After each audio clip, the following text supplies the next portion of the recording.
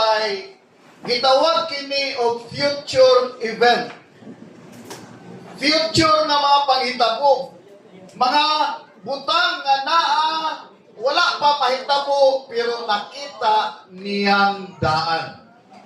Amen. Sa atong pagpadayon ron, tulor makapunto ako ang hisgutan. Una is about looking to the author of faith. Nagayon ang verse, looking unto Jesus, the author and the finisher of our faith. No, paano ang una na itong mensahe? Managtutok kita sa author sa atong pagtuo. Tinugdan. Author means tinugdan. Amen. Nagapasiugda sa atong pagtuo. Ang atong attention must be on Christ. Ang atong attention kailangan ibutang nato diha kang Kristo, dili sa crowd, dili sa mga tao, ni sa mga circumstansya. Tinuod, ginaingon sa mga magbabalak, nakambal na nato ang kasakitan.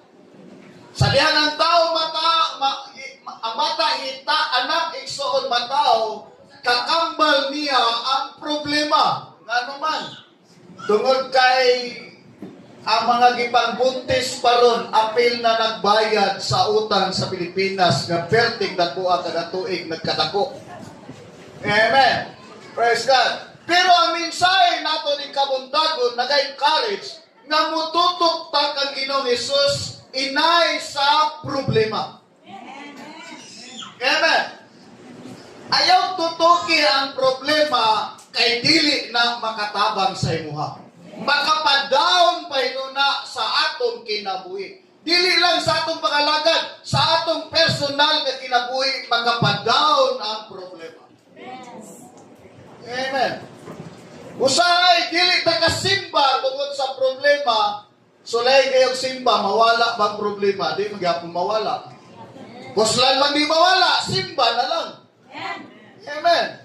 Kay dito ka sa inyong balay, managhan pa inyong problema.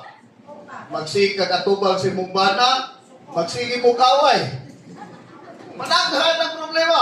May pamwabot na sa simbahan, kay napang presensya sa Ginoo, napatay kadangpan, panahon sa kalistanan. Everybody say praise the Lord.